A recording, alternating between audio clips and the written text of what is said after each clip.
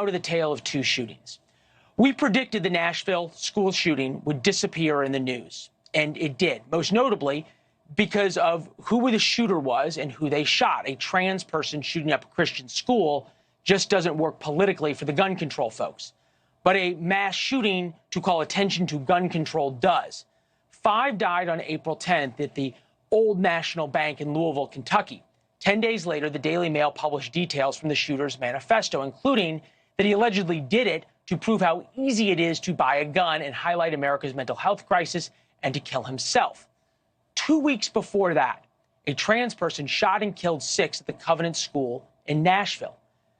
Police at the time said there was a manifesto. Now, almost a month later, the FBI won't release it. Congressman Tim Burchett of Tennessee would very much like to see the manifesto and understand the writings of the person who killed people in his state. And I'm wondering, do you think it's a coincidence that this hasn't been released yet, sir? No, I don't, Leland, and thank you so much for allowing me to be on your show tonight. I've been critical of the FBI in the past, and I am in this position. Federal Bureau of Investigation, they become the Federal Bureau of Influencers.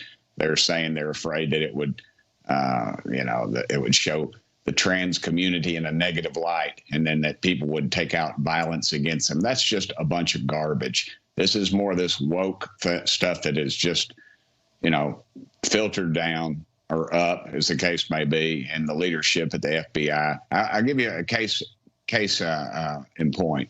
Do you remember a few years back there was a shooting on a baseball field? A bunch of Republicans were shot up. Congressman Steve Scalise, my dear friend, almost lost his life, and several other of my friends were shot. It was before I was in Congress. We had to literally... I was there, so I remember it well.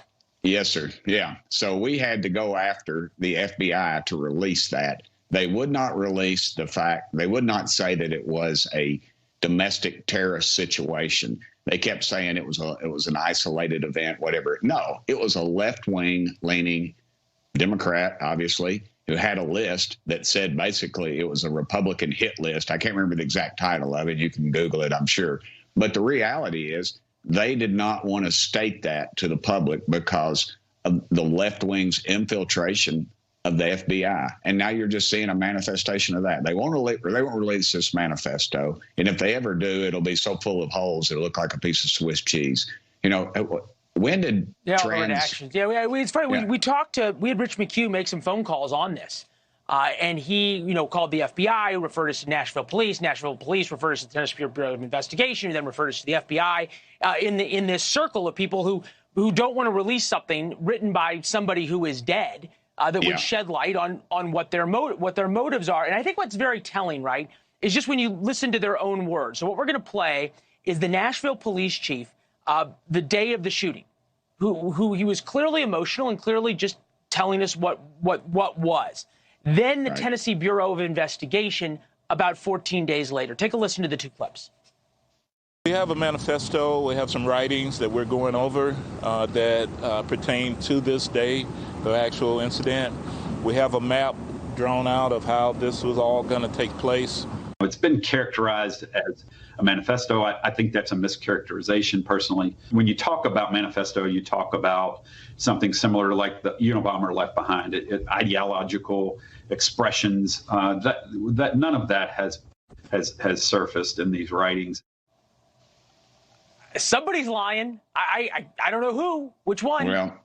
Well, Metro Police were going to, they released those horrific tapes, those body camera tapes, which they should, because I wanted people to see. I didn't want any question, doubt the bravery of those brave men that went in there and shot that lady.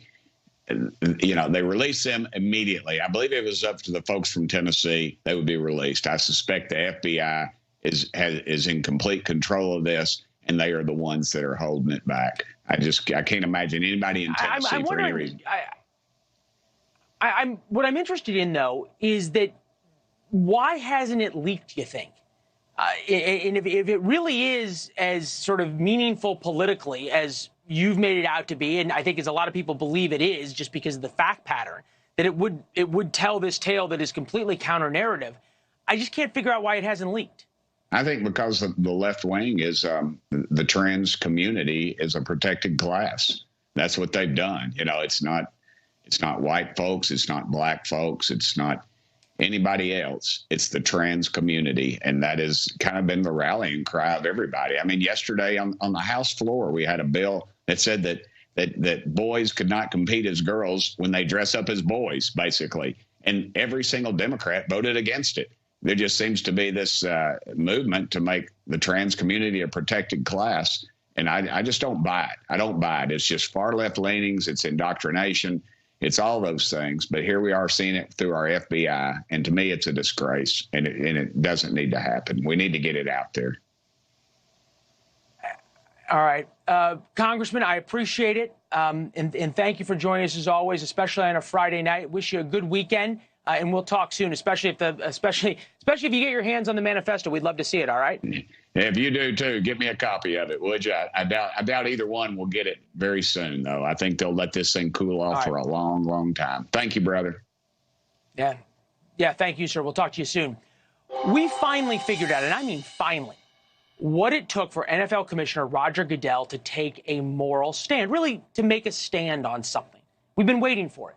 It wasn't a player beating his fiancée like Ray Rice did in 2014,